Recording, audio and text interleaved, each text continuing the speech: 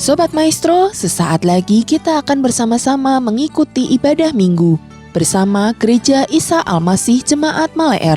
Selamat mendengarkan.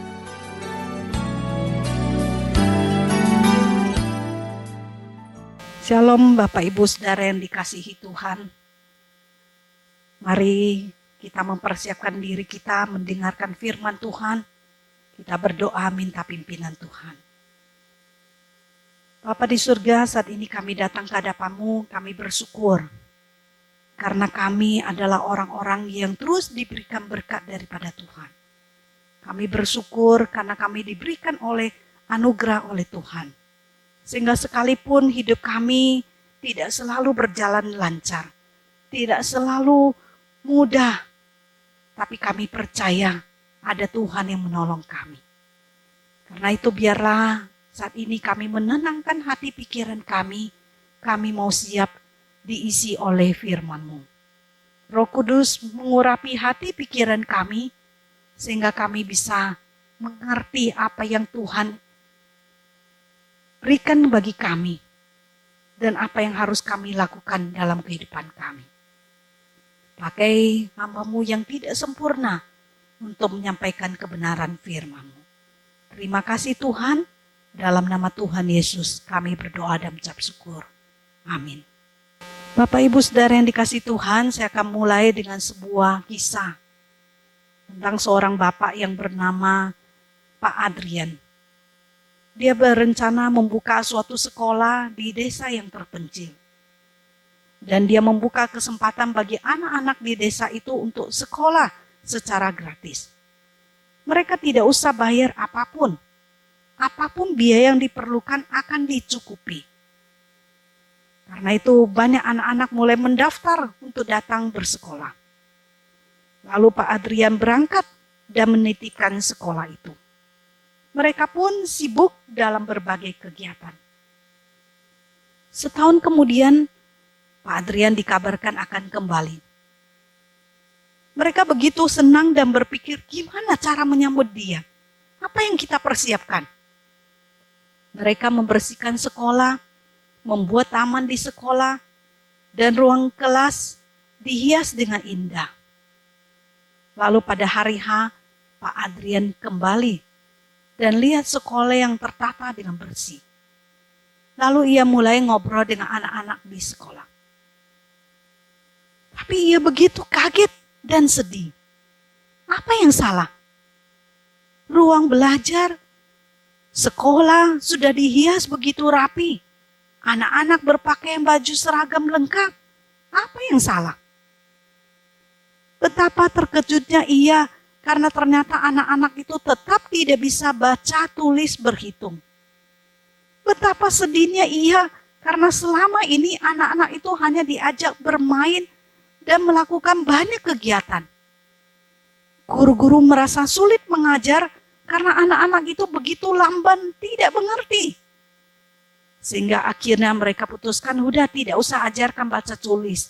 Tapi hanya bermain dan berolahraga. Betapa terpukulnya Bapak Adrian karena dia merasa apa yang dia berikan selama ini terbuang sia-sia. Mereka melakukan banyak hal, tapi kehilangan hal yang terpenting. Saudara yang dikasihi Tuhan, gereja dan orang Kristen sudah diberi anugerah gratis. Gereja juga semakin bertambah banyak dan dipenuhi dengan berbagai aktivitas. Jumlah orang Kristen pun bertambah dan semakin banyak ikut dalam aktivitas dan pelayanan. Tapi permisi tanya, jika Tuhan melihat dari surga, apakah Tuhan Yesus kagum lihat gereja yang makin bertambah banyak dan besar? Aktivitas gereja yang makin banyak. Apakah semua itu sudah mencapai tujuan yang Yesus inginkan? Atau Yesus akan terkejut? Karena bukan ini yang diharapkannya. Tidakkah Yesus sedih lihat orang Kristen semakin bertambah secara kuantitas? Tapi bagaimana kualitasnya? Apakah orang Kristen sudah menjadi murid Kristus yang dewasa, dan yang siap bertanggung jawab secara rohani? Apakah gereja sudah mencapai sasaran Yesus? Sasaran Yesus dinyatakan dalam amanat agung. Jadikan semua bangsa muridku. Seberapa banyak gereja orang Kristen melakukan penginjilan dan pemuridan? Mari hari ini kita belajar apa yang Yesus inginkan. Itu pemuridan dalam amanat agung. Kita buka bersama-sama dari Matius pasal 28 ayat 19 sampai dengan ayat yang 20. Matius 28 ayat 19 sampai 20. Saya akan bacakan. Yesus berkata, "Karena itu pergilah, jadikanlah semua bangsa muridku, dan baptislah mereka dalam nama Bapa dan Anak dan Roh Kudus. Dan ajarlah mereka melakukan segala sesuatu yang telah kuperintahkan kepadamu." Demikian firman Tuhan. Bapak, Ibu, Saudara yang dikasihi Tuhan, kita selalu berpikir, jika saya sudah percaya Yesus dan sudah diberi anugerah keselamatan, maka saya sudah menjadi seorang Kristen, seorang pengikut Kristus. Tapi apa artinya menjadi seorang Kristen? Apakah bisa menjadi seorang Kristen tanpa menjadi murid? Ingat apa isi amanat agung? Karena itu pergilah, jadikanlah semua bangsa muridku. Saudara, amanat agung adalah panggilan untuk memuridkan, bukan menghasilkan orang Kristen. Bukan sekedar orang itu kenal dan terima Yesus. Sasaran akhir pelayanan tidak berhenti pada pertobatan atau pertumbuhan, tapi sampai ketika pelayanan itu menghasilkan murid-murid Kristus yang memuridkan. Lihat, sasaran Yesus adalah murid. Jadikanlah semua bangsa muridku. Dan bagian lain, baptislah, ajarlah, pergilah. Itu adalah proses atau strategi untuk mencapai pemuridan. Selama Yesus melayani di dunia ini, selama 3 tahun, saudara, kira-kira apa yang dicari Yesus? Fans or follower? Penggemar atau pengikut? Saudara, pada waktu itu orang banyak terus mengikut Yesus. Yesus bisa sembuhkan orang sakit, mengadakan mujizat, memberi makan 5.000 orang. Sehingga orang banyak terkagum-kagum dan ingin menjadikan Yesus raja. Tapi orang Farisi makin iri karena Yesus makin terkenal. Yesus makin terkenal. Yesus punya fans, penggemar yang banyak. Apa itu yang dicari Yesus? Tidak. Yesus tidak cari fans. Ketika orang banyak mencari Yesus, pada suatu waktu Yesus justru sengaja menghindar dari mereka. Yesus juga tidak mencari penggemar yang hanya tertarik dengan mujizat Yesus, kuasa Yesus. Yesus tidak tertarik dengan semakin banyak orang Kristen yang hanya sekedar menjadi penggemarnya, yang hanya tertarik dengan Yesus, karena Yesus yang bisa memenuhi keinginan mereka. Bukan itu yang dicari Yesus. Yesus tidak mencari fans. Lalu apakah Yesus mencari follower? Ya. Tapi follower seperti apa? Follower seperti yang di Instagram, yang jika kita senang kita follow, tidak senang kita unfollow. Kalau keadaan baik, kalau banyak berkat, kita follow Yesus. Sebaliknya ketika kehidupan mulai sulit, ketika doa tidak dijawab. Bahkan di tengah kesulitan gereja masih ajak penginjilan. Kita merasa lebih baik saya unfollow. Mending saya follow gereja lain. Ajaran lain yang tawarkan berkat. Saudara, Yesus tidak cari follower. Pengikut yang hanya ikut-ikutan. Yang Yesus cari adalah pengikut sejati, yaitu murid. Yesus berkata, setiap orang yang mau mengikut aku, ia harus menyangkal dirinya, memikul salibnya, dan mengikut aku.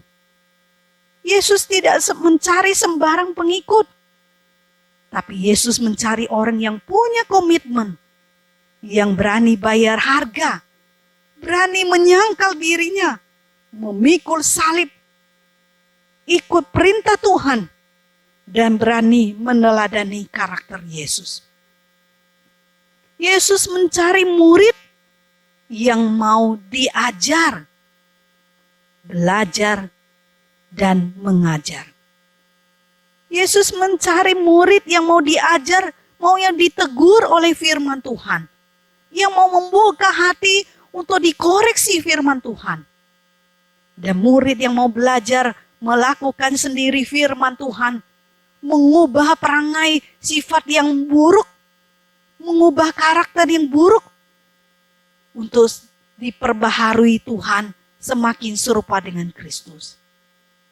Dan murid yang mau belajar melakukan firman Tuhan. Tuhan juga cari murid yang kemudian bisa mengajar orang lain. Mengenal Kristus. Dan bisa menjadikan mereka murid Kristus. Saudara, ada seorang pemuda yang punya beban terhadap anak-anak di jalanan.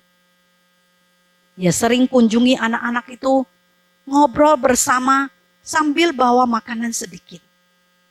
Dia tidak punya uang yang banyak, tapi dia punya hati. Seminggu kemudian anak-anak itu mulai tertarik mengenal Yesus. Sebulan kemudian anak-anak itu mau percaya Yesus. Saudara, semua pelayanan dimulai dari hati. Hati yang mau mengasihi Yesus dan mengasihi jiwa-jiwa. Bapak, Ibu, Saudara yang dikasihi Tuhan, kita yang mengenal Yesus, kita adalah orang yang sudah diberikan anugerah gratis. Kita mendapatkan jaminan keselamatan dari Tuhan. Sehingga sekalipun hidup kita penuh dengan tantangan. Ada kesulitan keuangan, ada sakit penyakit, ada masalah rumah tangga. Dan kita dipenuhi dengan kekhawatiran, ketakutan akan masa depan, ketakutan tertular virus COVID-19. Tapi hati kita tetap bisa damai dan tenang. Karena kita tahu pasti ada Tuhan Yesus yang bersama dengan kita.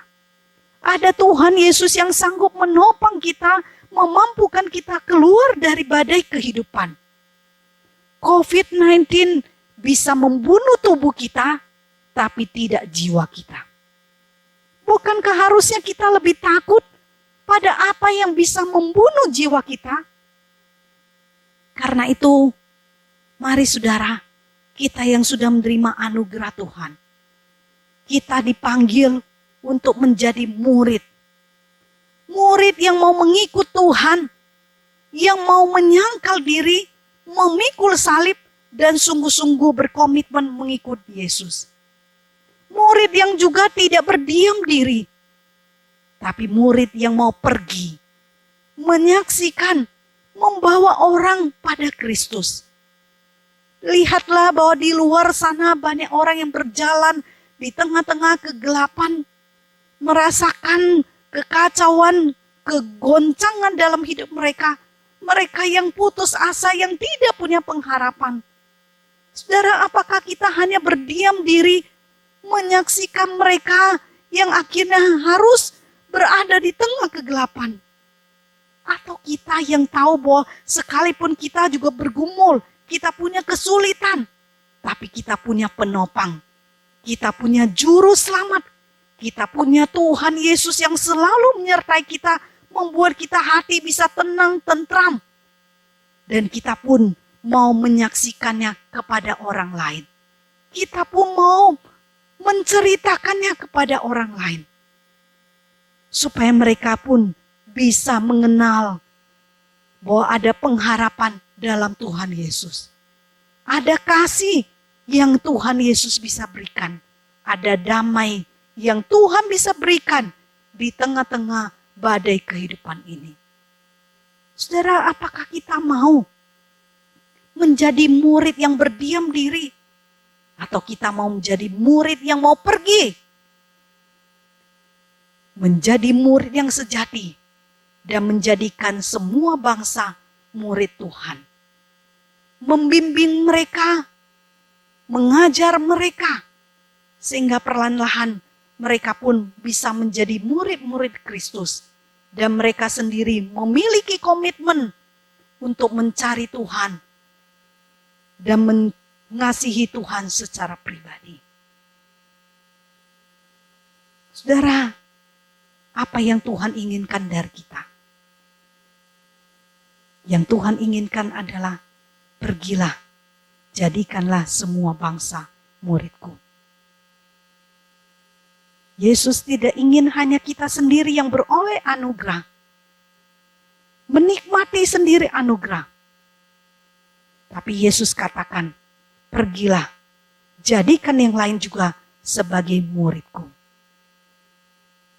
Mari saudara, kita pergi keluar, mencari jiwa, menangkan mereka, dan bina mereka untuk menjadi murid Kristus. Sehingga hidup mereka pun menjadi hidup yang berpengharapan, yang berbahagia, sama seperti kita, yang beruntung yang mendapatkan anugerah untuk menjadi murid Kristus. Biarlah Tuhan Yesus memberkati kita, menolong kita, sehingga di tengah situasi ini, kekuatan Tuhan selalu menaungi kehidupan kita. Roh Kudus memberkati kita. Tuhan memberkati kita. Amin. Terima kasih Tuhan. Firman-Mu sekali lagi mengingatkan kami. Kalau kami bisa mengenal Kristus, Yesus, itu adalah anugerah yang Tuhan berikan. Tapi anugerah itu tidak boleh kami simpan sendiri. Tapi harusnya kami menceritakannya kepada orang lain. Jangan biarkan kami menjadi orang yang egois. Tapi jadikan kami orang yang peduli. Yang mengasihi orang lain juga. Mengasihi Tuhan dan mengasihi jiwa-jiwa yang lain. Sehingga kami pun mau menceritakan tentang kabar sukacita ini kepada orang lain. Sehingga bukan saja kami yang mendapat ketenangan, kedamaian, kepastian, jaminan hidup kekal yang Tuhan berikan, tapi orang lain juga mendapatkan jaminan anugerah dari Tuhan. Dan biarlah mereka juga bisa menjadi murid Kristus yang berkomitmen hidup bagi Tuhan dan juga mengasihi Tuhan. Tolong kami Tuhan, sehingga kami bukan saja menjadi pendengar yang baik, tapi kami siap menjadi pelaku firman-Mu, menjadi murid yang pergi memuridkan orang lain. Terima kasih Tuhan. Dalam nama Tuhan Yesus yang hidup, kami berdoa dan mengucap syukur. Amin. Demikian Bapak Ibu Saudara ibadah kita hari ini. Kami tetap mengundang sidang jemaat untuk dapat mengikuti ibadah online, baik melalui Radio Maestro 92,5 FM setiap hari Minggu pukul 12:15 atau melalui channel GIA Maleer di youtube.com setiap hari Minggu pukul 9.30. Bagi sidang jemaat yang membutuhkan dukungan doa, dapat mengirimkan beban doa melalui SMS atau WA di nomor 0821 1965 9019. Happy Sunday and God bless you. Sobat Maestro, Anda baru saja mendengarkan ibadah minggu bersama Gereja Isa Almasih Jemaat Maleer. Terima kasih atas kebersamaan Anda. Selamat hari Minggu dan Tuhan memberkati.